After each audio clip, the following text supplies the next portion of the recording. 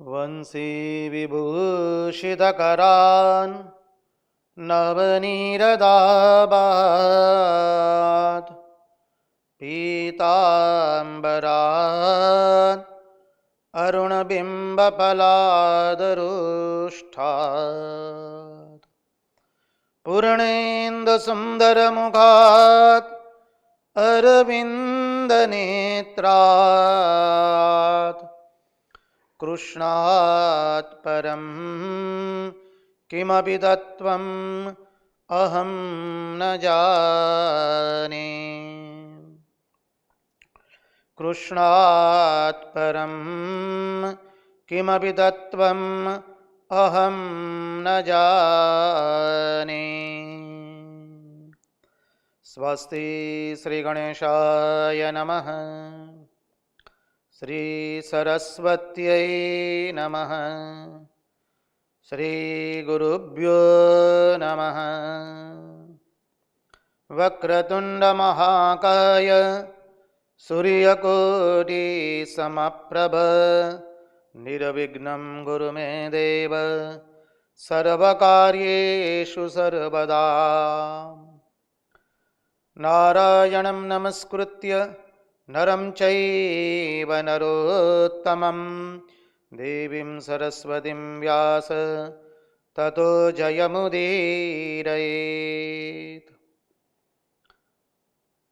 नमस्ते शारदे देवी सरस्वती मते प्रदे वसत्वं मम जीवहाग्रे सर्वविद्याप्रदा भव। गुरुर्ब्रह्मा गुरुर्विष्णु गुरुर्देवो महेश्वरः गुरुर्साक्षात् परब्रह्म तस्मै श्री गुरवे नमः। सच्चिदानन्दरूपाय विश्वोत्पत्त्यादिहेतवे तापत्रयविनाशाय श्रीकृष्णाय वयं नुमः। ॐ नमः परमहंसास्वादित चरणकमलचिन्मकरन्दाय भक्तजनमानसनिवासाय श्रीरामचन्द्राय विश्वसर्गविसर्गादि नवलक्षणलक्षितं श्रीकृष्णाख्यं वरं धाम जगद्धाम नमामदद। ॐ स्थापकाय च धर्मस्य सर्वधर्मस्वरूपिणे अवतारवरिष्ठाय रामकृष्णाय ते नमः। जननीं शारदां देवीं रामकृष्णं जगद्गुरुं पादपद्मे दयो श्रित्वा प्रणमामि मुहुर्मुहुः। मुगं करोति वाचालं पङ्गुं लङ्घयते गिरिं यत्कृपात्वमहं वन्दे परमानन्दमाधवम्। कृष्ण कन्हैया लाल की जय। भक्तवत्सल भगवान की जय। वृंदावन बिहारी लाल की जय। भगवान श्री राम कृष्ण देव की जय। भागवत भगवान की जय। भागवत भक्त भगवान की जय। महामाई श्री शारदा देवी की जय। ओम नमो भगवते वासुदेवाय। नारायण नारायण नारायण नारायण। सर्वप्रथम हम पूज्यपाद स्वामी आदि भवानंद जी महाराज जी के चरणों में सश्रद्धेय प्रणाम निवेदित करते हैं। तत्पश्चात रामकृष्णाश्रम राजकोट के अध्यक्ष पूज्यपाद स्वामी निखिलेश्वरानंद जी महाराज जी के चरणों में सश्रद्धेय प्रणाम निवेदित करते हैं और उपस्थित पूज्यपाद प्रभु सेवानंद जी महाराज एवं पूज्यपाद शंकरेशानंद जी महाराज जी के चरणों में सश्रद्धेय प्रणाम निवेदित करते हैं। उपस्थित समस्त सन्यासी ब्रह्मचारी वृंद और विरक्त को के वृंद में हम सश्रद्धेय प्रणाम निवेदित करते हैं। और इस दृश्य श्राव्य माध्यम से जो कोई भी इस भागवत रसामृत का रसपान कर रहा है, उन सब के हृदय में निवासित उस अनंत अखंड अविनाशी परब्रह्म परमात्मा को मुहुर्मुहुर वंदन करके आइए हम भागवत रसामृत के रस सागर में अवगाहन करें।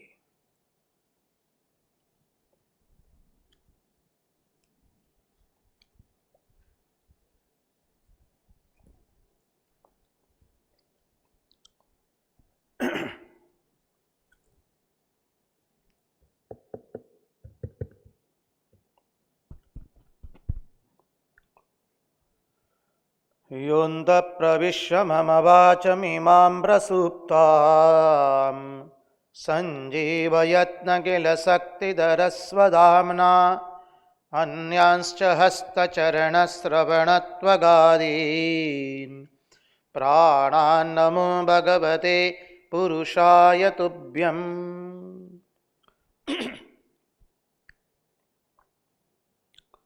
कृष्णाय वासुदेवाय हरये परमात्मने प्रणतक्लेशनाशाय गोविन्दाय नमो नमः।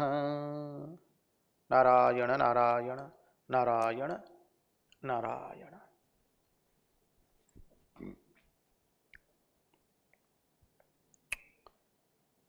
आइए तो हम परमहंस शिरोमणि भगवान सुखदेव जी महाराज जी के चरणों का आश्रय लेकर के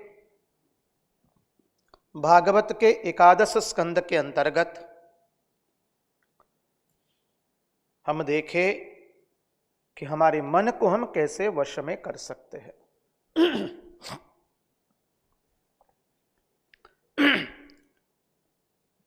अवधूत दत्तात्रेय भगवान बाण बनाने वाले से क्या सीखते हैं, मन को कैसे वश में किया जाता है।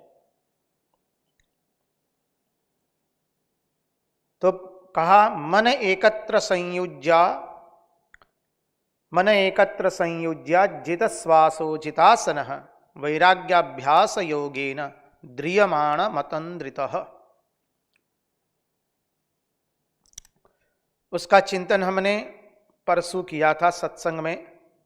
कल तो सत्संग का विराम था अष्टमी की पूजा होने के कारण। अब बोले हमें हमारे मन को जब भगवान नाम स्मरण में हम बैठते हैं तो हमें इसमें सावधान रहना पड़ेगा कि हमारे मन में कहीं तंद्रा न आए। कई बार देखते हम लोग हमारे जीवन में, हम थोड़े आसन में बैठते हैं, उसके बाद तंद्रा आना शुरू होता है। हमें तंद्रा आती है, तंद्रा आने से उठ जाना है। उठ करके भगवान नाम स्मरण करें या टहल ले, थोड़ा शरीर गर्म हो गया, आंखों में थोड़ा जल छिट दे नेत्रों में, और फिर वापस बैठे। इस तरह से साधक को अपने मन की तंद्रा पर, निद्रा पर, जिसे आप ऊंग भी कहते हैं, ऊंग निद्रा तंद्रा, उसके पर हमें विजय प्राप्त करना होगा। विशेष करके जब हम प्रार्थना करने के लिए बैठते हैं, उपासना करने के लिए बैठते हैं, हमारे में तंद्रा नहीं आनी चाहिए। तंद्रा कब आती है? जब हमें संसार का कोई कार्य नहीं होता है और परमार्थ का भी कोई कार्य नहीं होता है। पहला कारण यह है तंद्रा का, जब संसार का भी कोई कार्य नहीं है और परमार्थ का भी कोई कार्य नहीं है, तब तंद्रा आती है। दूसरे कब तंद्रा आती है? तो आचार्य समझाते हैं, हम अधिक शारीरिक परिश्रम किए हैं और जैसे ही आंख बंद करते हैं, मूंदते हैं उपासना के लिए, 5 मिनट के बाद व्यक्ति डोलना शुरू हो जाता है। वो बताता है उसको शारीरिक विश्राम की आवश्यकता है। अत्यधिक शारीरिक विश्राम होने से मन उपासना में बैठते ही तंद्रा में चला जाता है। तीसरा लक्षण है साधक का मन, हमारा मन जब आलस में ज्यादा प्रवृत्त हो जाता है तो हम बैठने के बाद थोड़ी देर में निद्राग्रस्त हो जाते हैं, तंद्रा आ जाती है। जब कहीं पर चल करके हम तुरंत उपासना में बैठेंगे तो भी तुरंत निद्रा आवेगी। इसलिए हमारा उपासना में बैठते हैं उसके पहले का समय एवं बाद का समय भी अत्यंत महत्वपूर्ण होता है।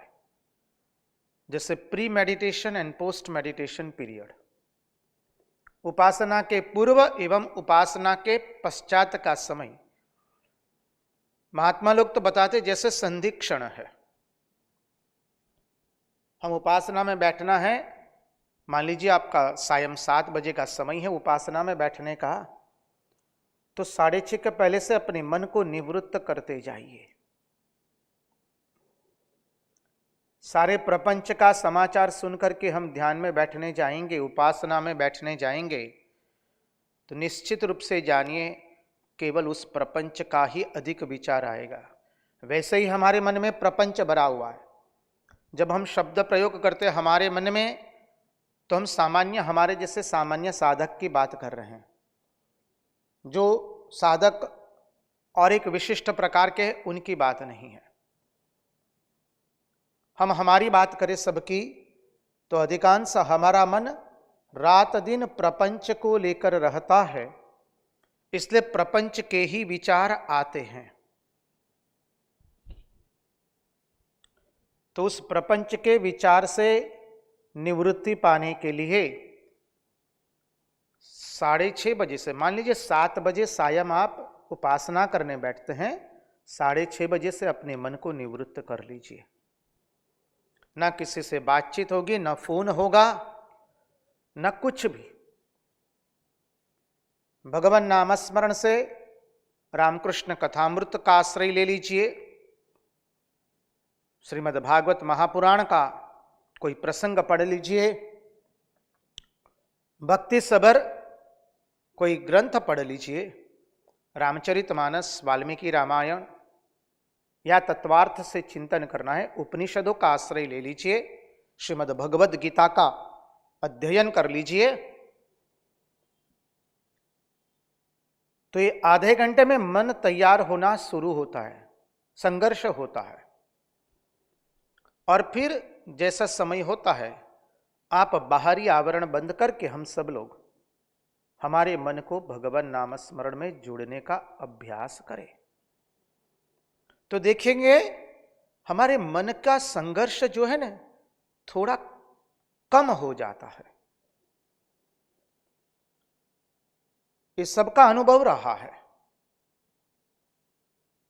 तो अपने मन को पहले निरोध करना शुरू करें, तत्पश्चात आंखें बंद कर करके भगवान नाम स्मरण करने का प्रयास करें। श्री रामकृष्ण देव के अंतरंग सन्यासी शिष्य पूज्यपाद स्वामी शिवानंद जी महाराज, महापुरुष महाराज, बहुत सुंदर बताते हैं। बोले आंखें मूंदने के बाद भी इष्ट का चिंतन नहीं आ रहा है, तो कुछ देर आंखें खोल करके भगवान के श्री चरण से मस्तिष्क तक का आप खुली आंख से ध्यान कीजिए। कस्तूरी तिलकम ललाट पटले वक्षस्थले कौस्तुभम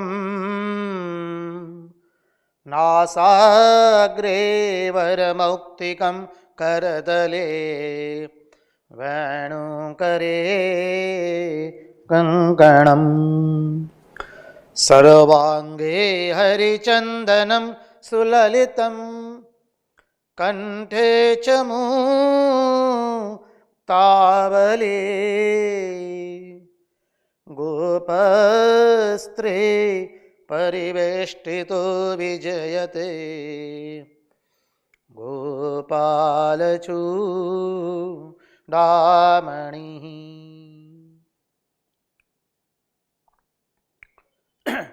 हृदयकमलमध्ये राजितं निर्विकल्पं सदसदखिलभेदातीतमेकस्वरूपम् प्रकृतिविकृतिशून्यं नित्यमानन्दमूर्तिं विमलपरमहंसं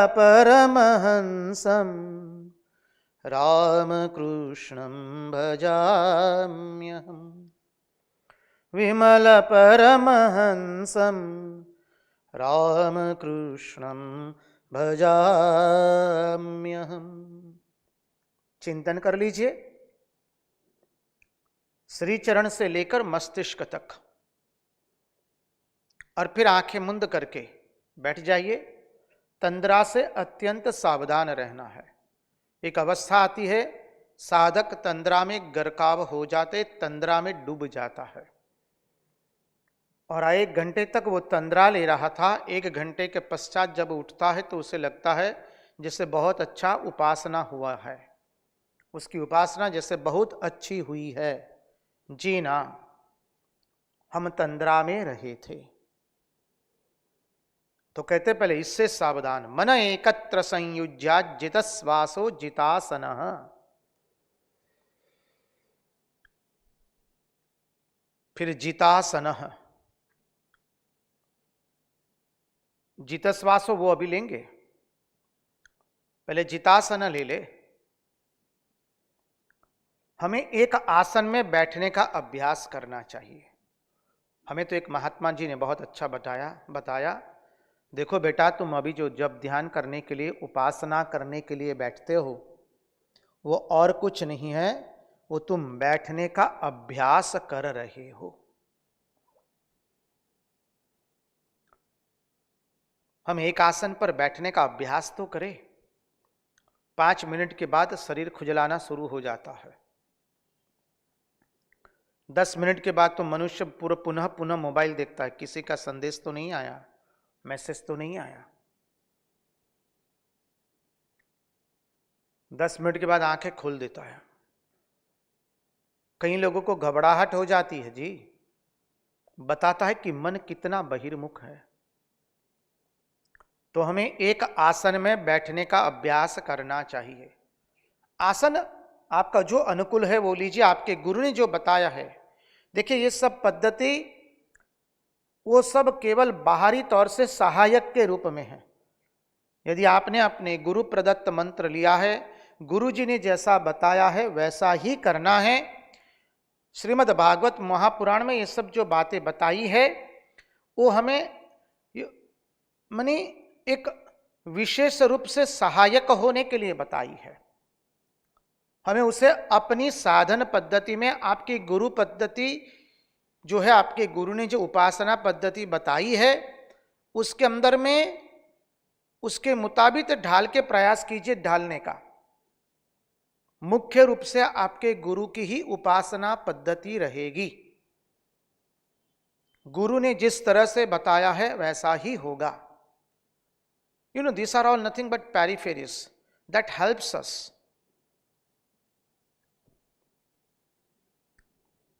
तो कहते हैं जितासनः, इसलिए सब समय एक आसन में बैठने का अभ्यास कीजिए। सुखासन में श्री रामकृष्ण देव कितने सुंदर आसन में बैठे हैं। सुखासन, पालती मार पर के बैठ जाइए। आप आंग्ल भाषा में कहते हैं cross leg posture, you know. तो उस आसन में बैठने का अभ्यास कीजिए। जब कभी भी बैठे उस आसन में बैठने का अभ्यास करेंगे तो उस आसन को सिद्ध करने के लिए आपको विशेष प्रयास करना नहीं पड़ेगा, लेकिन पालती मार करके सुखासन में बैठना ही पड़ेगा। कई लोग कहते हैं कि हमारा मन भजन गाने से या भजन सुनने से ज्यादा एकाग्र रहता है। ठीक है, वो उसमें भी बाहरी आवृत्ति ही है, हमें हमारे मन को सभी वृत्तियों से समेट करके भीतर में ले जाना है, इसलिए उपासना आवश्यक होती है। जहां मन ही हमारा साधन है और मन ही हमारा उद्देश्य है। जितासन, और एक आसन में बैठने का अभ्यास हो जाने से आनंद से हम बैठ पाएंगे, 1-2 घंटा आनंद से बैठ पाएंगे। जो नहीं बैठ पाते हैं नीचे, वो कोई कुर्सी का आश्रय लेकर के जैसे उनको अनुकूल हो वैसा बैठने का प्रयास करें। फिर आता है जितासन। श्वास की गति को भी नियंत्रित रखे। बहुत जल्दी सांस ले रहे हैं और बहुत धीरे, ऐसा भी नहीं होना चाहिए। कभी सांस बहुत तेज चलती है, वो अच्छी निशानी नहीं है। इस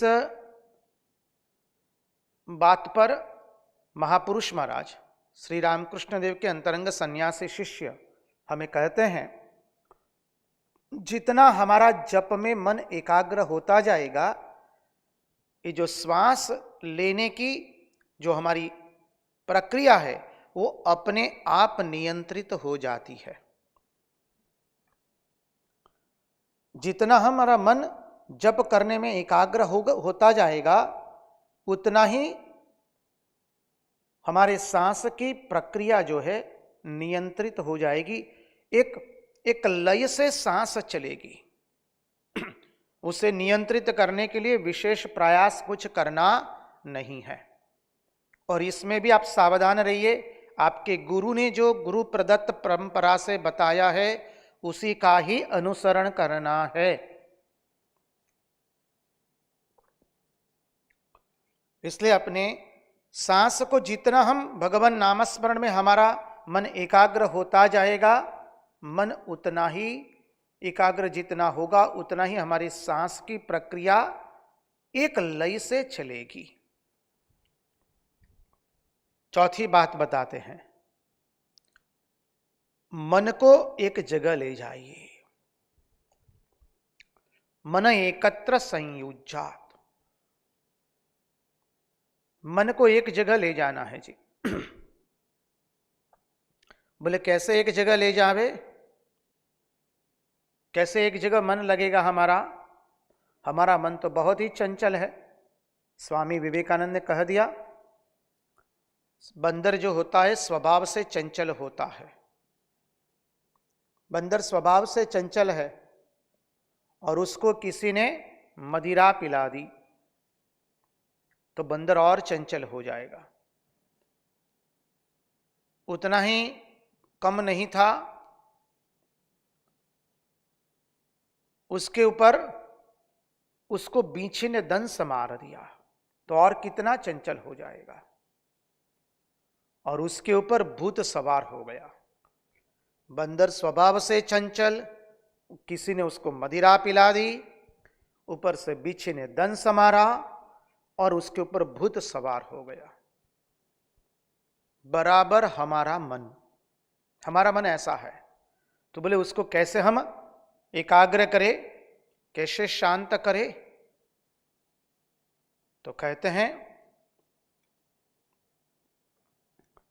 मन को शांत किया जा सकता है। यही बात अर्जुन ने भी कही थी। अर्जुन ने कहा, चंचलम ही मन कृष्ण प्रमाथि बलवद दृढ़म तस्याहम निग्रहम मन्ये वायोरीव सुदुष्करम। इस मन हमारा बहुत चंचल है, उसको हम कैसे निग्रह कर सके, उसका हम निरोध कैसे करें, उसको एकाग्र कैसे बनाएं? भगवान क्या कहते हैं? भगवान ने ऐसा नहीं कहा कि तुम गलत कहते हो। भगवान ने ऐसा नहीं कहा कि तुम गलत कहते हो। भगवान कहते हैं, श्री भगवानुवाच असंशयम महाबाहो मनोर्दुर्निग्रहम चलम अभ्यासेन तु कौन्तेय वैराग्येण च गृह्यते। असंशयम महाबाहो, हे महाबाहो, उसमें दो मत नहीं है, उसमें दो संशय नहीं है। कि मन को वश में करना अत्यंत कठिन है। असंशयम महाबाहो मनोर्दुर्निग्रहम चलम। मन का निग्रह करना अत्यंत कठिन है, पर कर सकते हैं। कैसे?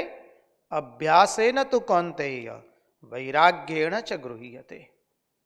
अभ्यास एवं वैराग्य के द्वारा हम हमारे मन को एकाग्र कर सकते हैं। सतत अभ्यास। श्री रामकृष्ण देव कहते हैं ना, सर्कस देखने गए थे तो सर्कस से देखने के बाद में जब बाहर खड़े हैं, घोड़ा गाड़ी की अपेक्षा कर रहे हैं, मास्टर महाशय से कहते हैं, वो देखा ने सर्कस में वो मैम घोड़े पर एक पांव पर खड़ी रहती है। बोले कितना अभ्यास किया होगा उसने?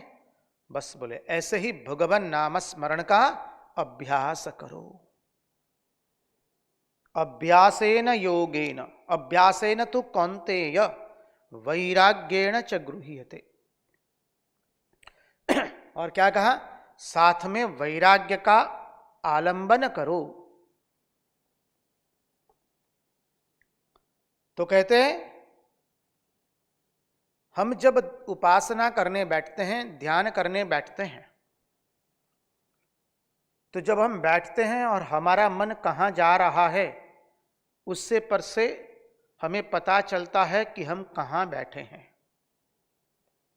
देखिए, अधिकांश हम व्यक्ति, वस्तु और स्थान का ही चिंतन करते हैं।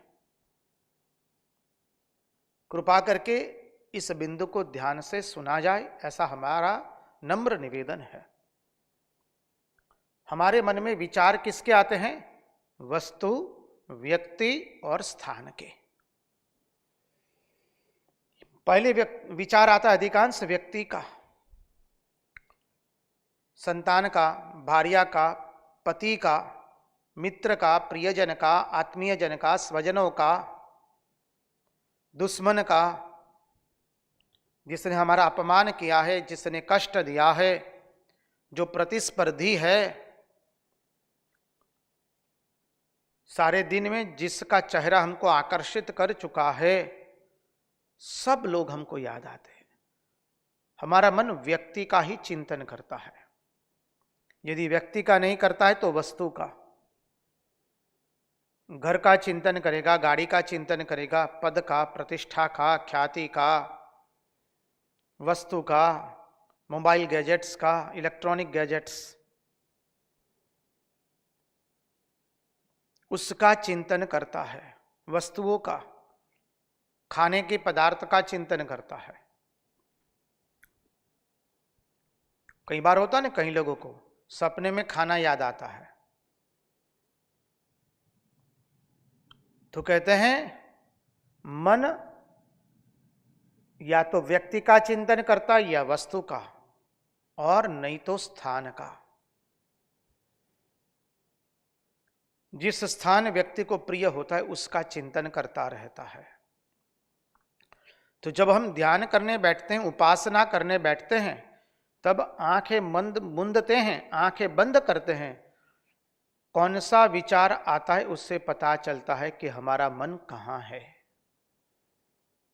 जिससे हम अधिक प्रेम करते हैं उसका विचार आता है। जिससे हम अधिक प्रेम करेंगे, जिस व्यक्ति से अधिक प्रेम है उसका चिंतन आएगा।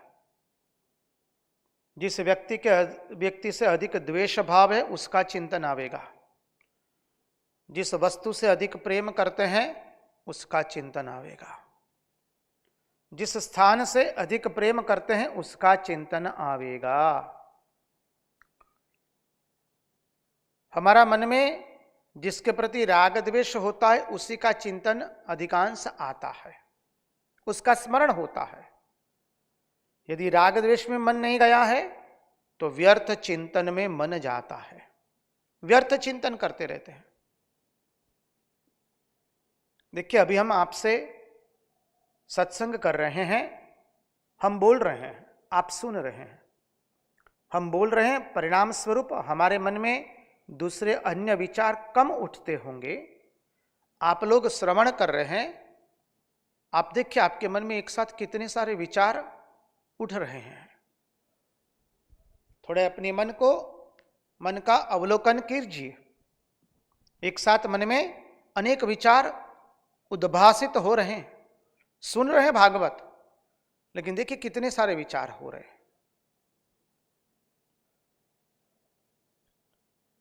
क्या बताता है ये?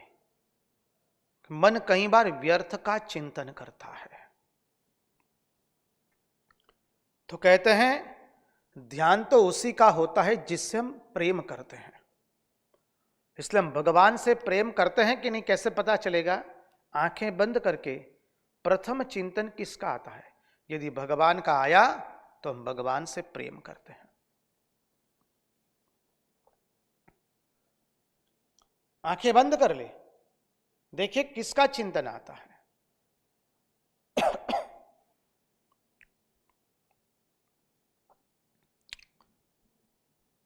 हमारे रामकृष्ण मठ मिशन के परमाध्यक्ष थे पूज्यपाद श्रीमद स्वामी भुदेशानंद जी महाराज। वो तपस्या करने गए थे और तपस्या के अंत में उनको हुआ, लाओ देखो तो मैंने तपस्या करके क्या पाया। तो वो कहते हैं मैंने मेरे मन को छोड़ दिया। जैसे मन को छोड़ दिया वो सीधे श्री रामकृष्ण मां शारदा स्वामी विवेकानंद के चरणों में जाकर गिरा। समझिए कौन सी अवस्था का वर्णन कर रहे हैं। हम जानते हैं हम हमारे मन को छोड़ दे तो कहां जाएगा। गुजराती में कहिए छे ने, न बोलिए एमा नवगुण छे। न बोले उसमें अच्छा है महाराज जी। हमारे मन को हम छोड़ देते तो कहां जाके गिरेगा। जिससे हम अधिक प्रेम करते हैं उसी के पास जाकर के गिरेगा। संक्षिप्त में कहेंगे तो प्रपंच में ही जाके गिरता है। गिरना नहीं, वो प्रपंच में ही है। प्रपंच में ही रात दिन रहता है। तो जिससे हम प्रेम करते हैं उसी का ध्यान होता है। यदि कोई रागी है अर्थात प्रेमी करने वाला किसी से, और वो बोला कि हम तो आज 1 घंटा भर ध्यान की है, तो ऐसा मत सोचिए कि वो भगवान का ध्यान कर रहा है। वो जिससे प्रेम कर रहा है ना, उसी का ही चिंतन हो रहा है वहां। जिससे राग होता है, प्रीति होती है, उसी का ध्यान होता है। जिससे द्वेष होता है उसी का ही चिंतन होता है।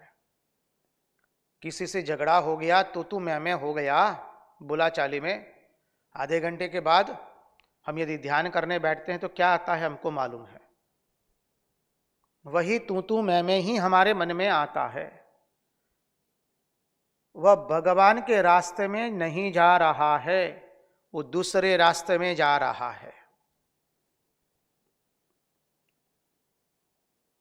राग द्वेष मनुष्य के मन को लक्ष्य से दूर ले जाते हैं। इसलिए कहा कि भजन करने बैठे तो देखे कि हमारे मन में हमको याद किसकी आती है।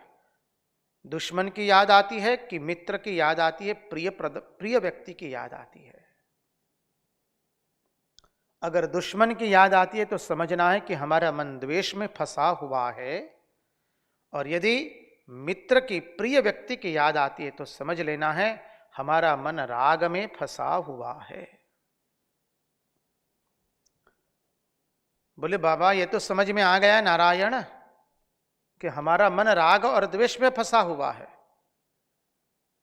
यहां तक तो हम भी जान लिए जी, अब द्वेष में फंसा हुआ है तो कैसे निकाले। बोले जिससे हम द्वेष करते हैं उसके लिए पहले प्रार्थना कीजिए भगवान से, क्योंकि उसी का चिंतन बार बार आ रहा है। तो कहिए अपने मन को, वो दुश्मन के रूप में मालूम पड़ने वाले मेरे मित्र, मैं तुम्हें मेरे हृदय का संपूर्ण प्रेम निवेदित करता हूं। मैं तुम्हें मेरे हृदय का संपूर्ण प्रेम देता हूं। उस व्यक्ति के पास जाकर नहीं कहना है, हाँ, जब ध्यान करते हैं तो जिससे द्वेष हुआ है उसका चिंतन पुनः पुनः होता है। तो मन ही मन प्रतिपक्ष भावना, इसको कहते हैं प्रतिपक्ष भावना। हमने चिंतन किया है इसका। देखिए, we get disturbed by three things.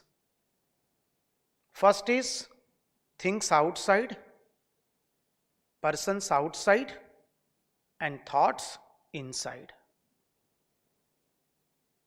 हमारा मन विचलित कब होता है? बाह्य पदार्थों के कारण। कोई सुंदर विज्ञापन देख ली है, उस विज्ञापन के विचार आ रहे हैं, मोबाइल के, लैपटॉप के, इलेक्ट्रॉनिक गैजेट्स के, या सुंदर गृह की विज्ञापन देख लिए, घर निर्माण के, बस वो घर ही याद आता रहता है। तो we get disturb by things outside. हम परेशान होते हैं बाहर के वस्तुओं से। द्वितीय है we get disturb by persons outside. हम बाहर के लोगों से हमको विक्षेप होता है। कोई कड़वा मीठा बोल गया है तो उससे विक्षेप होता है। किसी ने माला पहना दी तो उसके विचार आते रहते हैं। किसी ने अपमान कर दिया तो उसके विचार आते रहते हैं।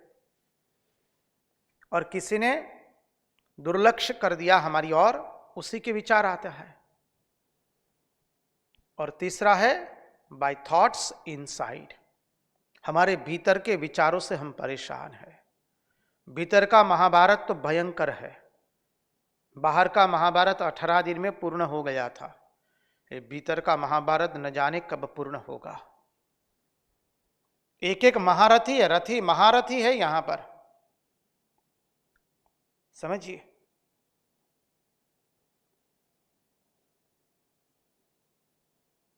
इसलिए भीतर के महाभारत इतना भयंकर है, हम त्रस्त हो जाते हैं। तो जब द्वेषपूर्ण विचार आता है, द्वेष वाली व्यक्ति का विचार आता है, तो उसके लिए हृदय में से भगवान को प्रार्थना कीजिए। धीरे धीरे धीरे देखेंगे उस व्यक्ति के विचार अब हमको धीरे धीरे सता नहीं रहे हैं।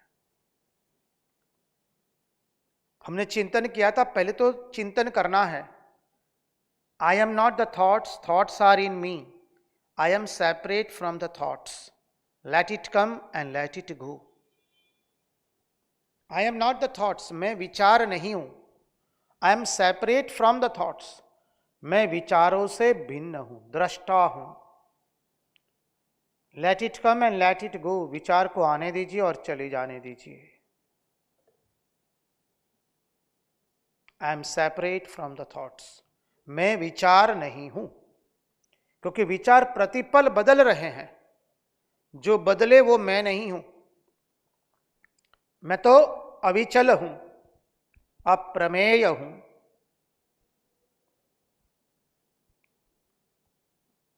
तो मैं विचार नहीं हूं। 5 वर्ष पहले हमारे विचार अलग थे, आज विचार अलग है। सत्संग शुरू हुआ तब आपके मन में विचार अलग थे, अभी विचार अलग चल रहे हैं। तो कहते हैं हमें हमारे विचारों से सावधान रहना है। विचारों को कह देना है हम विचार नहीं है। तो जो हम नहीं है उससे हम परेशान कैसे होंगे? बोले नहीं होंगे।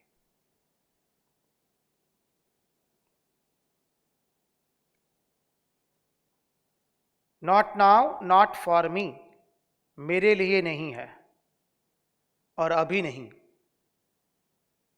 इस वक्त नहीं, अभी नहीं, मेरे लिए नहीं है। कोई भी विचार आए तो उसकी प्रतिक्रिया मत कीजिए, सीधा अपने आप से प्रश्न कीजिए, is it necessary for me to react? Is it good for me to react? Is it appropriate for me to react? And if answer comes no, better not to react. क्या ये मेरे लिए अच्छा है प्रतिक्रिया व्यक्त करना? क्या मेरे लिए उचित है इस समय प्रतिक्रिया करना? क्या मेरे लिए योग्य है प्रतिक्रिया करना? उत्तर आए ना, तो बोले हम रिएक्ट नहीं करेंगे, हम प्रतिक्रिया नहीं देंगे। We will start to reflect, हम मनोमंथन करेंगे, हम प्रतिक्रिया नहीं करेंगे।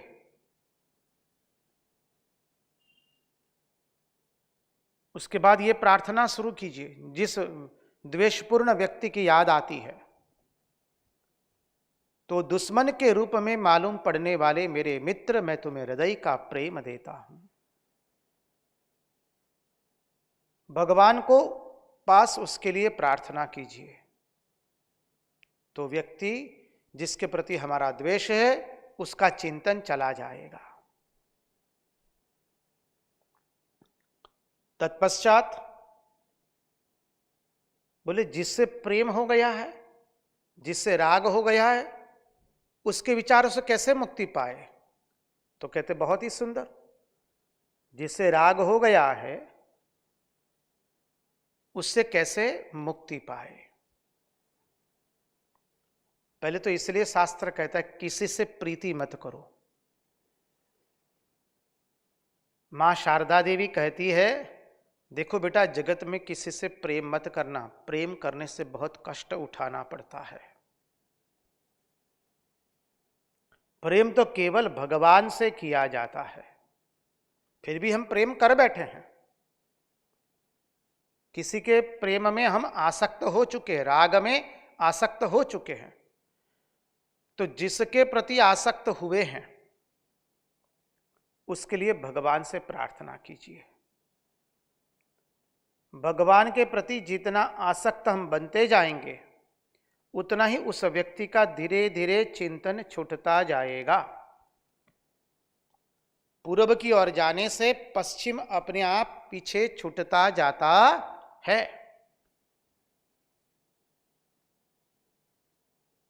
आसक्त होना है तो भगवान में आसक्त होइए।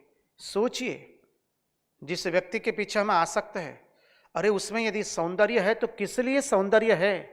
बोले हमारे भगवान के सौंदर्य के कारण ही उस व्यक्ति के भीतर में सौंदर्य प्रतीत होता है, क्योंकि चलाने वाले तो ईश्वर है सब कुछ। न तत्र सूर्यो भाति न चंद्र तारकम नेमा विद्युतो भान्ति कुतोयम अग्नि तमेव भान्तम अनुभाति सर्वम तस्य भासा सर्वमिदं विभाति। उसका जो सौंदर्य है उसके कारण नहीं है, हमारे ईश्वर के कारण उसमें सौंदर्य है। उसमें कोई सद्गुण है उसे के कारण नहीं है, हमारे ईश्वर के कारण है। बोले किसी में दुर्गुण है तो बोले वो हमारे ईश्वर के कारण है। क्या वो ईश्वर के कारण है? प्रश्न आकर खड़ा रहा। बोले जो दुर्गुण वाली व्यक्ति उसका चिंतन होता है तो उसको वंदन करके वहां से उसका चिंतन निकालिए अपने मन में से। अपने मन को एक चिंतन का आश्रय दे दीजिए। हम सबको देना है। हम जब हमारे मन को एक चिंतन का आश्रय दे देंगे तो धीरे धीरे हम देखेंगे भगवत चिंतन से विमुख हमारे जितने चिंतन होते थे धीरे धीरे वो कम हो जाते हैं। हम अधिकांश वस्तु, व्यक्ति और स्थान का ही चिंतन करते हैं। तो बोले जहां जहां जिस जिस व्यक्ति का चिंतन आता है वहां वहां भगवान की महिमा देखना शुरू कर दीजिए। वो सब चिंतन भगवान को अर्पण करते जाइए तो धीरे धीरे हमारा मन शांत होता जाएगा। और ये 1-2 दिन में नहीं होता है। बोले 2 दिन किया स्वामी जी, 1 महीना किया, हमारा तो कुछ नहीं हो रहा है। अरे नारायण, तुम्हारा क्या 1-2 दिन से 1-2 महीने से तुम्हारा मन जो इतना चंचल है? करोड़ों जन्म से न जाने संसार की कितनी वासनाएं लेकर के हम बैठे हैं। तो इतनी सारी वासनाएं क्या 1-2 महीने में 1-2 साल में निकल जाएगी? इसलिए स्वामी शिवानंद जी महाराज, महापुरुष महाराज, श्री रामकृष्ण देव के अंतरंग सन्यासी शिष्य पुनः पुनः कहते, देखो बेटा, यहां कोई शॉर्टकट नहीं है। यहां दिन पर दिन, माह पर माह, वर्ष पर वर्ष लगे रहना पड़ेगा। श्री रामकृष्ण देव इसलिए हम लोगों को कहते हैं, देखो दो तरह के किसान होते हैं। एक किसान वह है जो खेती के अंदर में बोले मुनाफा देख करके खेती कर रहा है, किसानगिरी कर रहा है। और एक किसान है, बोले वो, उसके बाबूजी भी किसानगिरी करते थे, उसके दादा भी, उसके परदादा भी, सब लोग खानदानी किसान है वो। तो जो व्यावसायिक किसान है उसका क्या होगा? एक आध साल बारिश नहीं हुआ, एक दो साल वर्षा नहीं हुआ तो वो किसानगिरी करना छोड़ देगा। लेकिन जो खानदानी किसान है, चाहे 2 साल अकाल पड़े या 3 साल अकाल पड़ जाए, वो अपना किसानगिरी छोड़ता नहीं है। वैसे ही अरे हमारा जन्म तो ही यह करने के लिए हुआ है। जीवन मुक्ति सुख प्राप्ति हेतवे जन्मदारिदम आत्मना नित्य मुक्तेन न तो संसार काम्यया। स्वामी तुरानंद जी महाराज, श्री रामकृष्ण देव के अंतरंग सन्यासी शिष्य, सब समय बाल्यावस्था से इस मंत्र का जप कर मनी उस मंत्र को पुनः पुनः उद्धृत करते रहते थे। ये उनका प्रिय मंत्र था। जीवन मुक्ति सुख प्राप्ति हेतवे जन्मधारितम आत्मना नित्य मुक्तेन न तो संसार काम्यया। अरे जीवन मुक्ति का सुख प्राप्त करने के लिए ही आत्मा ने शरीर धारण किया है, न कि संसार के भोग भुगतने के लिए।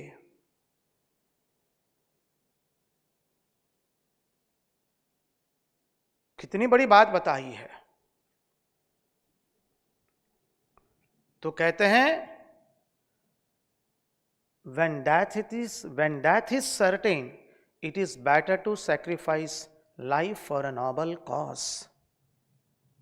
तुरानंद जी महाराज अपनी पत्रावली में लिखते हैं, उनके पत्र बहुत उत्साह देने वाले हैं।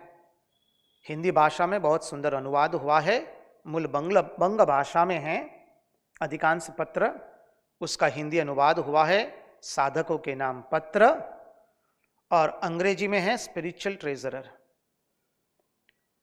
बहुत सुंदर पत्र है। उसमें लिखते हैं वो एक साधक को, देखो जब मृत्यु अवश्यंभावी है तो जीवन को एक उच्च आदर्श के पीछे न्यौछावर कर देना चाहिए। हम सबकी मृत्यु निश्चित है। जिसने जन्म लिया है, आज नहीं तो कल हमको ये संसार छोड़ करके जाना पड़ेगा। हमारी मृत्यु होने वाली है। जब मृत्यु निश्चित है तो आओ बोले हम एक उच्च आदर्श के पीछे हमारा जीवन व्यतीत कर दे। ये सब बातें हमें हमारी साधना में सहायक होती है। इसलिए गोपियों ने कहा, बाबरी अखियां जल जाए जो सांवरो छोड़ निहारे गोरो। हमारा उद्देश्य क्या है? मुरारी पादार पितचित्त वृत्ति, यह हमारा उद्देश्य है। उसको हमें प्राप्त करना है। प्रपंच की बातें आवेगी, प्रपंच की बातें लोग सुनावेंगे, जितना लोग सुनावे हम भीतर से उतना ही जप ध्यान करते रहे, जप करें, ताकि ये प्रपंच की बातें सुन करके हमारा मन उस प्रपंच में न गिरे। देखिए हम प्रपंच की कितनी सारी बातें सुनते हैं। कोई आकर के कह देता है देखो वो व्यक्ति ऐसा कर रहा है, कोई कह रहा है देखो ना देखो वो व्यक्ति ऐसा व्यवहार कर रहा है, बोले वो बाबा जी ने हमसे ऐसा व्यवहार किया, वो महात्मा ने हमसे ऐसा व्यवहार किया। अरे जानते हैं जी क्या बताएं आपको, सारा जगत हमको तो ऐसा ही दिखता है। अरे जब ये बातें हम सुनते हैं तो हमें भीतर ही भीतर चिंतन करना है, क्या उससे हमको वैराग्य हुआ?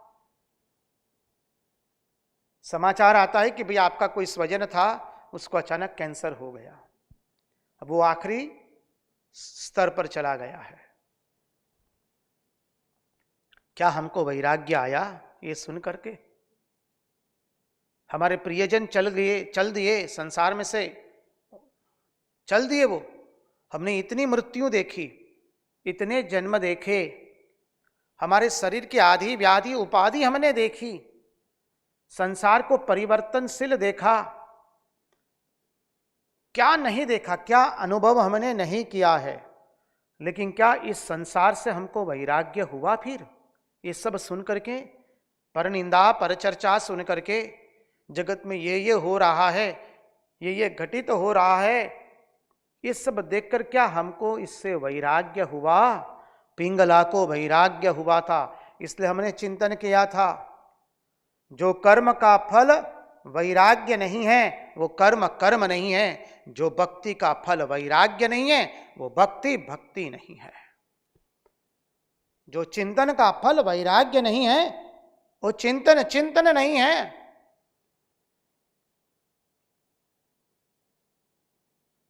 तो बोले क्या हमको वैराग्य हुआ? तो कहते हैं अपने हृदय के दोष को मिटाने के लिए हमें सबसे प्रार्थना करनी है और अपने मन को भगवान के साथ बातचीत करने के लिए जोड़ दीजिए। महात्मा लोग बहुत सुंदर बताते हैं, जो हमारा मन सतत किसी न किसी से बातचीत करता रहता है, बस वहां पर भगवान को बिठा दीजिए, बस भगवान से बातचीत अभी हो रही है, तो क्या हो गया? भगवान का अनुसंधान होना शुरू हो गया।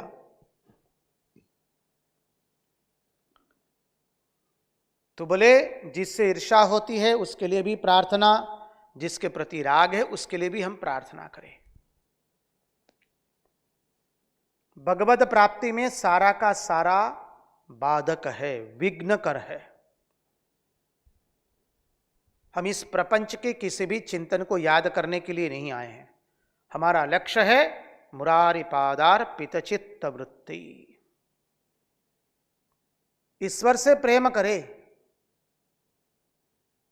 ईश्वर से राग करेंगे तो संसार अपने आप छूटता जाएगा। ईश्वर से राग कैसे हो? बोले आओ भगवान की कथा सुनो। आप किसी मनुष्य के प्रेम में पड़े होंगे तो कैसे पड़े हैं? पहले उस मनुष्य के चेहरे को देखा, उसके केश को देखा, उस व्यक्ति कैसे कपड़ा पहनती है वो देखा, कैसे कैसे कपड़े पहनती है, कैसे चलती है, कैसे व्यवहार करती है, तब तो जाकर के उसके प्रेम में पड़े ना। बस यही सिद्धांत है।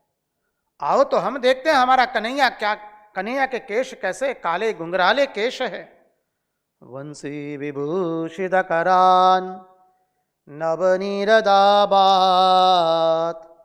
पीतांबरात अरुणबिंब फलादरुष्ठात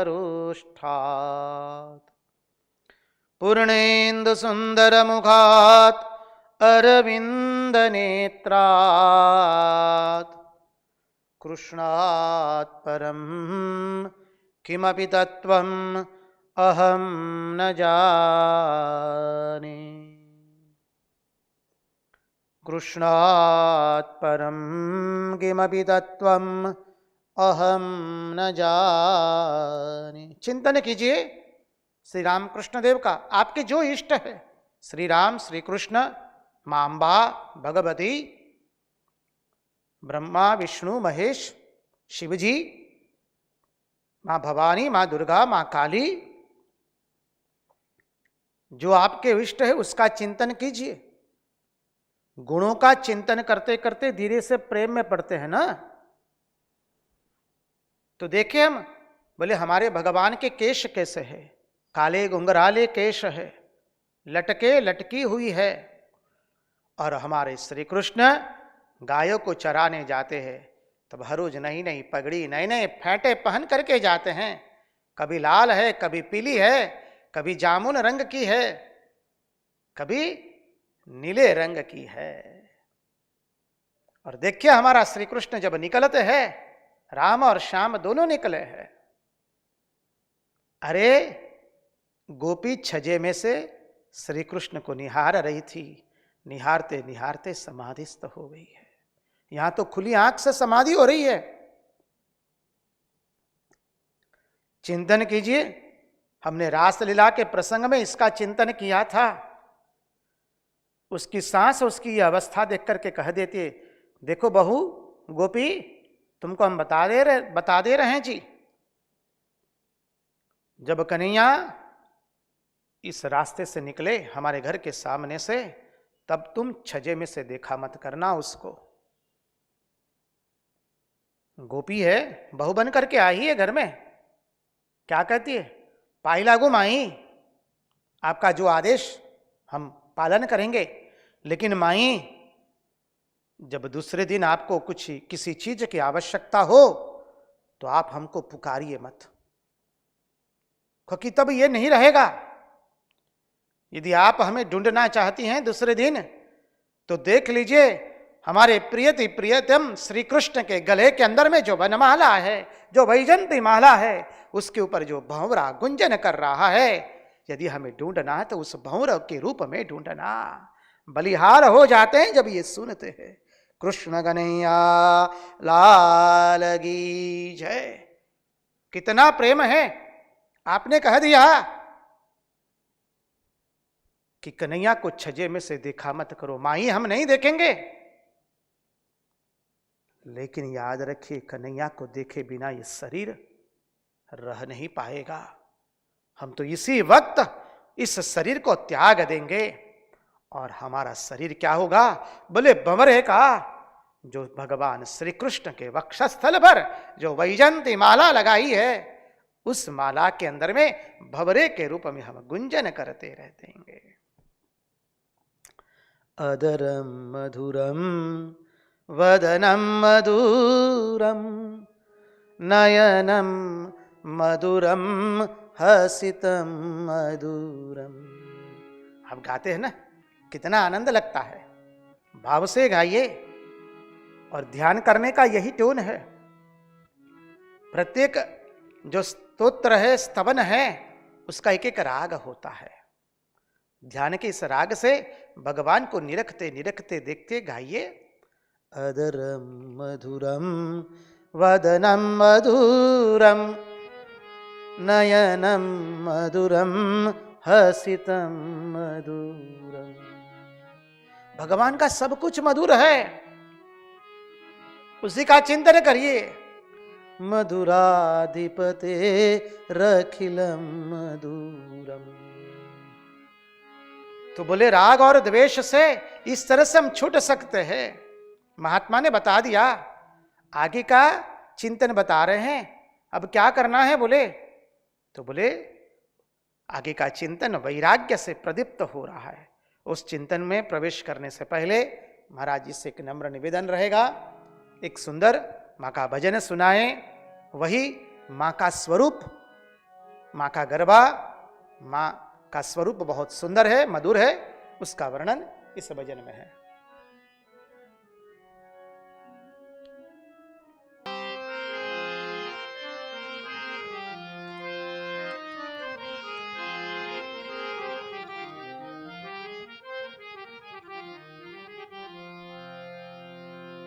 माँ पावते गढ़ थी उतरा महाकाली रे। माँ पावते गढ़ थी उतरा महाकाली रे। वसाव्यूं चापानर पावागढ़ वाली रे।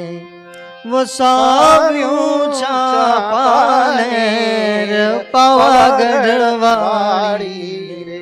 माँ पावाते गढ़ थी उतरा महाकाली रे।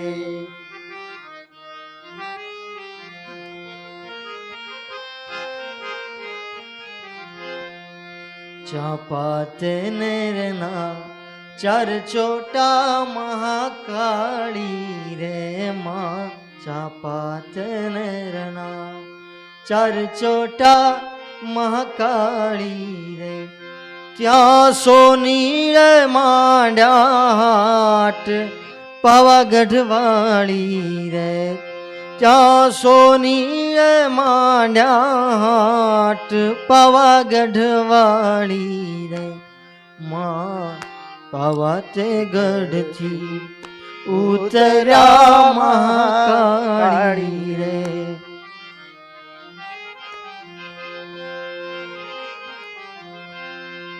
ઓ માં સોનીએ માંડ્યા હાટ પાવાગઢ વાળી રે માં સોનીડો લાવે જુમણા મહાકાળી રે મારી અંબે મારી કાળ ક્યાં માને કાજ પાવાગઢ વાળી રે માં પાવા તે ગઢથી ઉતર્યા મહાકાળી રે માં પાવા તે ગઢથી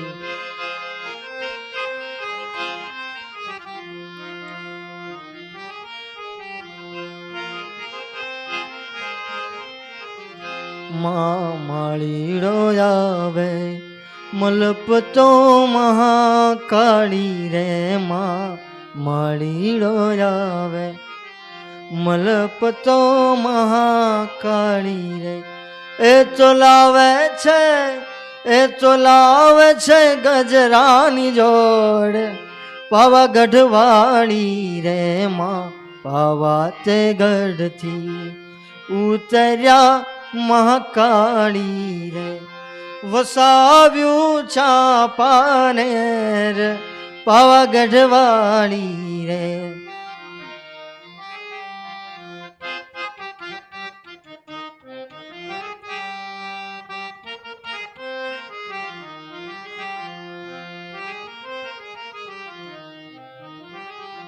માં કુંભારી આવે મલપતો મહાકાળી રે માં કુંભારી આવે મલપતો મહાકાળી રે એ તો લાવે છે ગરબાની જોડ પાવાગઢ વાળી રે માં પાવા તે ગઢથી ઉતર્યા મહાકાળી રે માં પાવા તે ગઢથી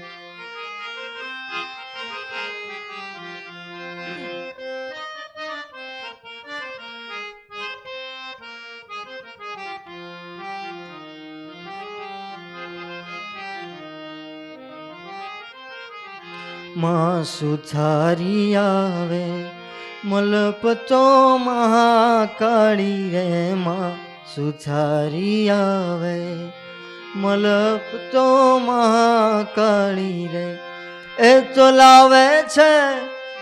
લાવે છે બાજોટની જોડ પાવાગઢ વાળી રે માં પાવા તે ગઢથી ઉતર્યા મહાકાળી રે માં પાવા તે ગઢથી ઉતર્યા મહાકાળી રે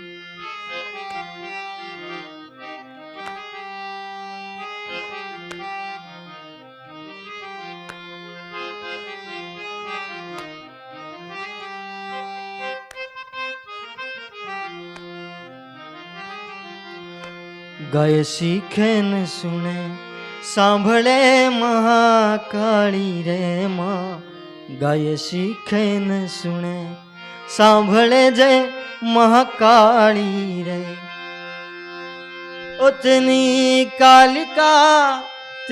કાળિકા પૂરજો આશ પાવાગઢ વાળી રે ઓ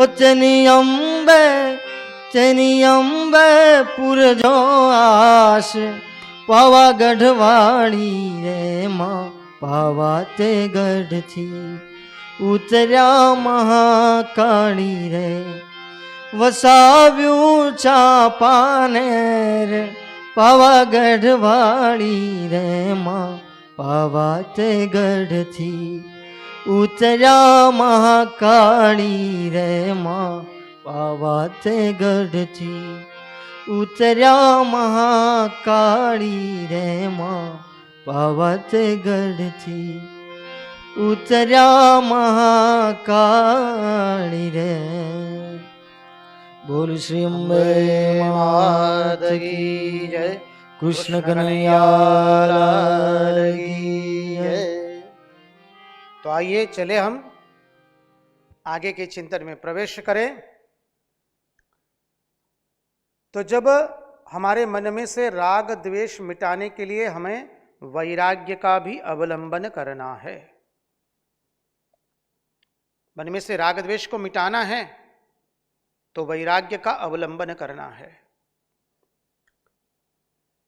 वैराग्य का जितना अवलंबन करेंगे हम राग द्वेष से उतने बचते जाएंगे। जब वैराग्य आएगा, वैराग्य जगेगा तो राग द्वेष धीरे धीरे दूर होते जाएंगे। हमने कहा ना, अभी अभी हम लोग चिंतन कर रहे थे, हम सब लोग मिल करके। हम संसार की इतनी सारी बातें सुनते हैं। जो कोई स्थान बहुत पवित्र था, उसकी पवित्रता बोले नष्ट हो गई। कोई स्थान में कोई अच्छे लोग रहते थे, उनके बीच में झगड़ा हो गया। कोई स्थान में कोई अच्छे साधक लोग रहते थे, मारामारी शुरू कर दिया। कोई संस्था बहुत अच्छा कार्य करती थी, उसका अच्युतम केशवम हो गया। कोई अच्छा आदमी था, भला आदमी, उसको बुरी संगति में पड़ करके उसने अपना जीवन बर्बाद कर दिया। किसी ने हमको दगा दिया, किसी ने हमको प्रेम किया, किसी ने निंदा की। यही हम सब लोग सुन रहे हैं, इससे अधिक कुछ नहीं सुनते हैं जी। किसी का जन्म हुआ, किसी की मृत्यु हुई, किसी को दुख हुआ, बस ये सुनते सुनते भी क्या हमारे मन में वैराग्य कभी हुआ उदय? और जब वैराग्य उदय नहीं होता है तो क्या होता है? हम उसके अंदर में और अधिक घुसते जाते हैं और अधिक आसक्त होते जाते हैं। इसलिए कहा वैराग्य का अवलंबन लेना पड़ेगा, तभी हम आसक्ति से मुक्त हो पाएंगे। इसलिए कहा कि वैराग्याभ्यासेन योगेन, वैराग्य एवं अभ्यास करना पड़ेगा योग में। राग द्वेष वैराग्य से दूर हो जाते हैं। फिर कहा अभी किसी के प्रति राग नहीं, किसी के प्रति द्वेष नहीं है, लेकिन व्यर्थ चिंतन हो रहा है जी। अधिकांश तो हम व्यर्थ ही चिंतन करते हैं। इसलिए स्वामी विवेकानंद कहते हैं हम हमारी मन की शक्तियां 90 से अधिक प्रतिशत शक्तियां हम व्यर्थ चिंतन में गंवा देते हैं। और देखिए, हम लोग यदि हमारे विचारों का अवलोकन करेंगे, हमारे चिंतन का अवलोकन करेंगे, तो हमें पता चलेगा कि हमारी शक्तियां व्यर्थ चिंतन में ही व्यय हो जाती है। तो ऐसे व्यर्थ चिंतन को हमें निकालना पड़ेगा। व्यर्थ चिंतन को निकालने के लिए पुनः पुनः सत चिंतन करना है।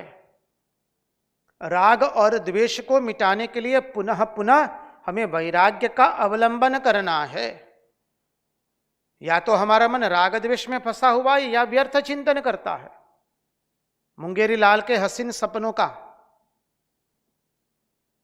शेख चल्ली के चिंतन करते रहते हैं। तो बोले क्या है ये? उससे दूर करने के लिए हमारे मन को बोले अभ्यासेन तु कौन्तेय वैराग्येण च गृह्यते। बस अभ्यास और वैराग्य लगा दीजिए, सतत अभ्यास। इसलिए देखिए, जगत में एक महाराज जी थे, बहुत अच्छा समझाते थे साधुओं को, ब्रह्मचारियों को, अन्य महात्माओं को भी। महात्मा तो सत्संग करते रहते हैं, महात्मा लोग जाके बैठते हैं। तो महात्मा कहते देखो, हम जगत की कोई भी चीज देखे तो उसके साथ भगवान को जोड़ना सीख दीजिए। बस जगत की किसी भी चीज को देखा, उसके साथ भगवत प्रसंग जोड़ दीजिए। श्री रामकृष्ण देव ने दैनंदिन जीवन में से इतने सारे उदाहरण हमको दिए हैं, बस उन उदाहरणों को जोड़ते जाइए। तो देखिए, जो देख रहे हैं वो हमारे मन पर कोई छाप अंकित नहीं करेगा। रास्ते में से जा रहे हैं, एक के बाद एक सब दृश्य आते हैं जाते हैं। चिंतन कीजिए, यही संसार, यही है। कोई आ रहा है, कोई जा रहा है, बस। कभी बंजर भूमि आई तो कभी हरी भरी शस्य श्यामलाम भूमि आई। कभी मनुष्य दिखाई देते हैं तो कभी कुछ नहीं दिखाई दे रहा है। एक नगर के बाद दूसरा नगर गया, कभी उजाला आया, कभी रात्रि आई। बस बोले संसार ऐसा ही है।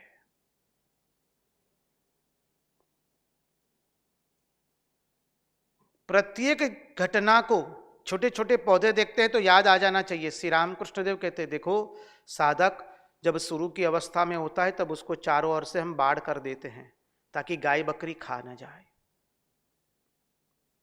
मनुष्य को देखते हैं तो याद कीजिए, वही ईश्वर भिन्न भिन्न रूप में हमारे सामने आ रहा है।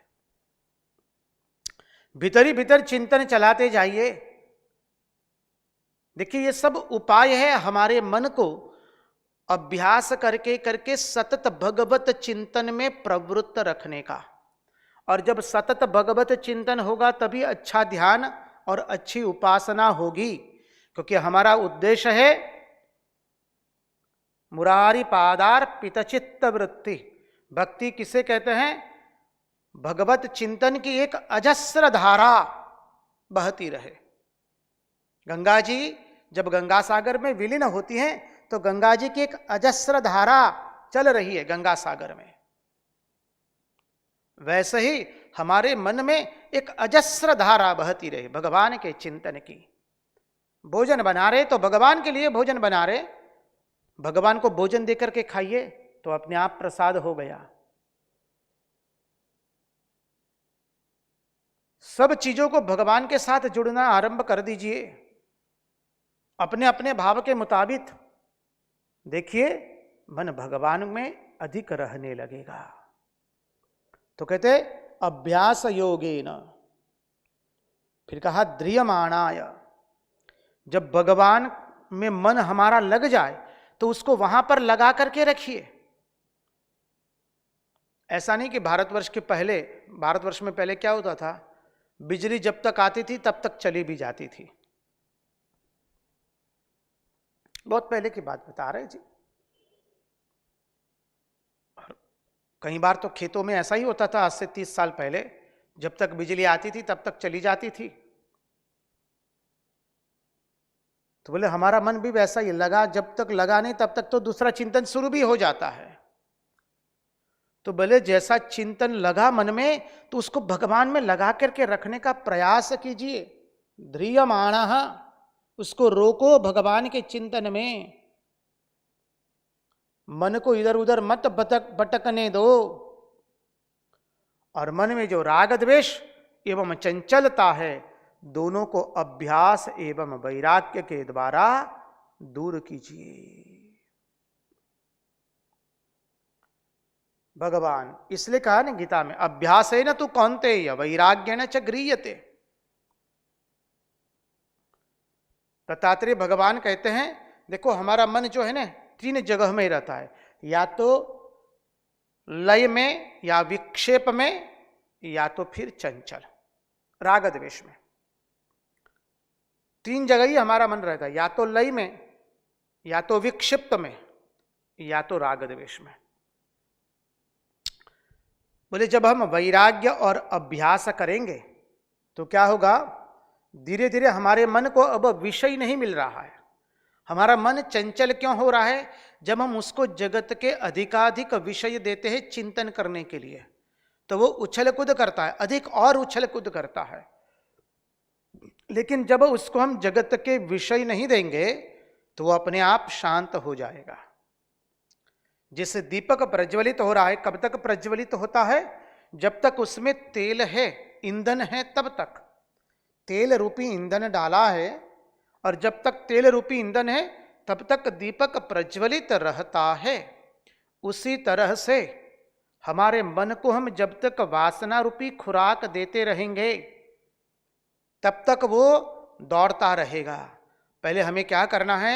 दत्तात्रेय भगवान अवधूत जी बताते हैं, उसको पहले खुराक देना बंद करो। हमारे जीवन में क्या होता है, हम अभ्यास तो करते हैं लेकिन उसका खुराक देना बंद करते नहीं हैं। जब भी कर रहे हैं और इधर वासना का चिंतन भी कर रहे हैं तो मन और विचलित हो रहा है जी। बोले पहले वासना का खुराक देना उसको बंद कर दिया जाए। वासनाओं का जो चिंतन करते हैं, इसलिए कहा साधक वही होता है परमार्थ का यात्री, simple living and high thinking. उसका जीवन जो है सरलता से भरा होगा, सादगी पूर्ण जीवन होगा, सादाई से रहेगा, भपके से नहीं रहेगा, सादगी पूर्ण जीवन होगा। मन को जब हम वासना रूपी खुराक देना बंद करेंगे तो मन धीरे धीरे शांत होता जाएगा। और जब वासना रूपी खुराक बंद कर दिया तो क्या होगा, धीरे धीरे मन शांत होगा और फिर धीरे धीरे कर्म के जो संस्कार पड़े हैं हमारे मन में वो धीरे धीरे छूटते जाएंगे। हमने चिंतन किया है कर्म के इतने संस्कार हमारे मन में क्यों पड़े हैं, संकल्प विकल्प के कारण। संकल्प विकल्प के कारण मन चंचल हुआ, फिर राग द्वेष हुआ तो और अधिक चंचल हुआ और फिर हम कर्म में कूद पड़े हैं। तो जो हम जब हमारे मन को वासना रूपी खुराक देना बंद कर देते हैं तो वो धीरे धीरे कर्म के जो संस्कार है वो शांत हो जाते हैं, उसको वो छोड़ने लगेगा और धीरे धीरे हमारे भीतर में सत्व गुण की वृद्धि होना शुरू होगा। इसमें सब कुछ आवश्यक है, खुराक, हमारी जीवन की दिनचर्या, हमारा चिंतन, हमारा व्यवहार, सब कुछ हमें भगवानमय बनाना पड़ेगा। तो धीरे धीरे हमारे मन में सत्वगुण की वृद्धि होती जाएगी और रजोगुण तमोगुण धीरे धीरे दूर होता जाएगा। फिर जैसा ही उसको ईंधन मिलना बंद हो गया है तो वासना का चिंतन धीरे धीरे कम हो जाएगा और तब वह जाकर शांत होगा। ये बोलना जितना आसान है करना उतना ही कठिन है। फिर चित्त क्या हो जाएगा, कैदी हो जाएगा। कहाँ का कैदी हो जाएगा, बोले हमारे हृदय का। मन हमारे वश में आ जाएगा तब बाहर भीतर यहां वहां उस सब से कट जाएगा। और यह स्थिति बोले मैंने कैसे प्राप्त, यह स्थिति मैंने किससे सीखी, बोले मैंने बाण को बनाने वाले व्यक्ति से सीखी। उसका मन पूर्ण रूप से एकाग्र हो चुका था बाण बनाने में। बगल के सड़क से राजा की सवारी निकल गई पर बाण बनाने वाले को तनिक भी भान नहीं है उसका। अंदर बाहर यहां वहां हम जो भटकते रहते वो सब बंद हो जाएगा। इसलिए महात्मा कहते देखो भैया नारायण, संसार छोड़ना पड़ता है, संसार अपने आप छूटता नहीं है। इसलिए कहा संसार छोड़ने के लिए 3 चीजें बताई, ब्रह्मचर्य, अहिंसा एवं संतोष। अहिंसा, सत्य, अस्तेय, ब्रह्मचर्य, अपरिग्रह, यम, मोरल डिसिप्लिन, नैतिक साधन है हमारा ये। ब्रह्मचर्य, अहिंसा एवं संतोष। बोले फल क्या है, ब्रह्मचर्य का पालन करेंगे। अभी ब्रह्मचर्य का अर्थ, दोनों अर्थ लेना है, सामान्य अर्थ और विशेष अर्थ। सामान्य अर्थ हम सब लोग जानते हैं, भगवान ने हमें जो अद्भुत शक्ति दी है उसका ऊर्ध्वीकरण करके उसमें से हमें आध्यात्मिक शक्ति प्राप्त करनी है, उसका ऊर्ध्वीकरण करना है। और दूसरा, जो सतत ब्रह्म में विचरण करता रहता है, जो सतत भगवान नाम का चर्चा करता रहता है, भगवत प्रसंग की चर्चा करता रहता है, वो ब्रह्मचारी, ब्रह्मचर्य। तो ब्रह्मचर्य का दोनों अर्थ लेना है।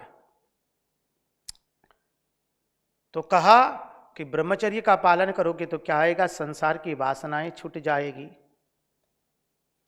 अहिंसा का पालन करोगे तो क्या फल मिलेगा, बोले क्रोध दूर हो जाएगा, और संतोष का पालन करोगे तो क्या होगा? बोले लोभ छूट जाएगा। यहां पर इसलिए महात्मा लोग बताते, देखो पहले साधन होता है, बाद में फल आता है। साधन करके फल प्राप्ति करनी होती है। ऐसा नहीं कि पहले फल आवेगा बाद में साधन करेंगे। बोले महाराज हम ध्यान इसलिए नहीं करते हैं क्योंकि हमारा मन बहुत चंचल है। अरे नारायण चंचल है इसलिए तो ध्यान करना है। बोले नहीं, जब मन की चंचलता दूर हो जाएगी तब हम महाराज ध्यान करेंगे। जी ना,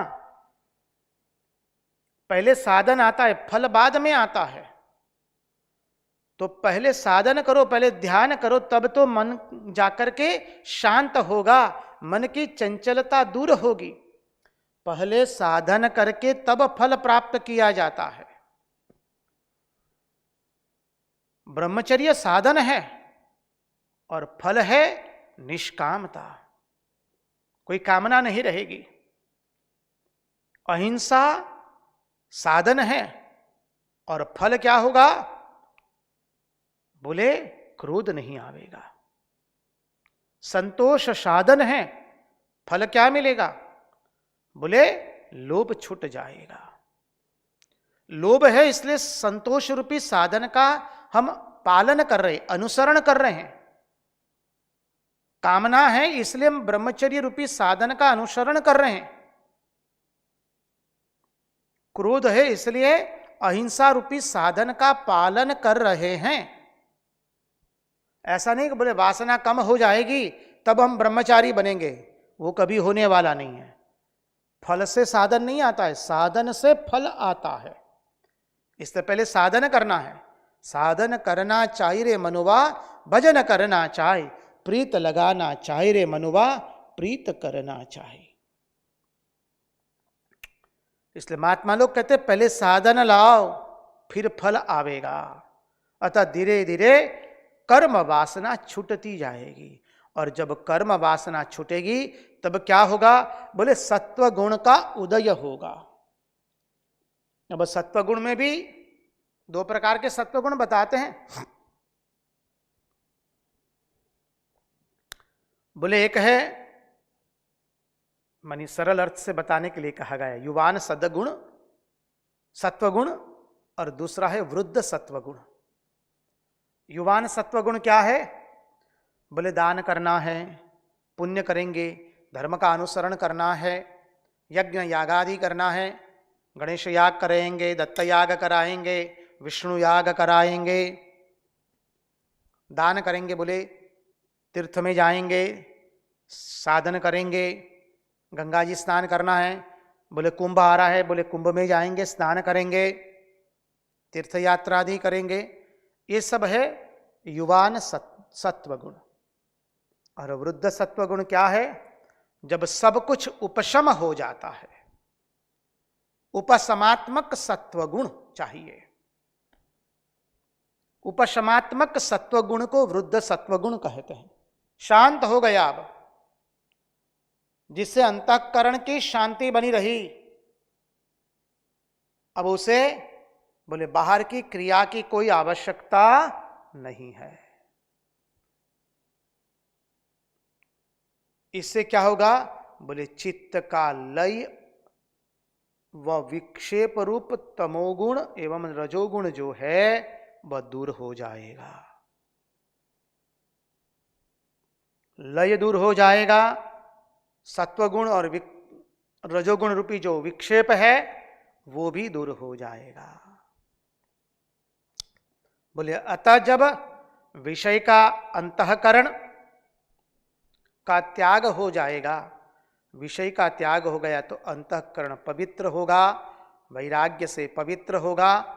तब इनके बिना बोले जैसे आग बुझ जाती है, आग ईंधन के बिना, लकड़ी के बिना बुझ जाती है, वैसी विषयों के बिना हमारा अंतःकरण शांत हो जाएगा, शुद्ध हो जाएगा, हमारे अंतःकरण की चंचलता दूर हो जाएगी। लेकिन भगवान ने हमारा मन कैसा बनाया है, हमारी इंद्रियां कैसे बनाई हैं? बोले वो सदैव बाहर की ओर ही देखती रहती है। परांचिखानि व्यतृणत् स्वयंभू तस्मात् परां पश्यति नान्तरात्मन् कश्चित् धीरः प्रत्यगात्मानम् ऐक्षत आवृत्तचक्षुः अमृतत्वमिच्छन्। इसका चिंतन कल हम करेंगे। आज उन्हीं की वाणी उन्हीं के चरणों में समर्पित करते हुए भगवान से प्रार्थना करते हैं, प्रभु हमारे मन की मति गति और रति आपके चरणों में बनी रहे। कृष्ण कन्हैया लाल की जय, भक्तवत्सल भगवान की जय, द्वारिकाधीश की जय, अम्बे मात की जय, सब संतन की जय, सब भक्तन की जय। ओम नमः पार्वती पदये हर हर महादेव हर।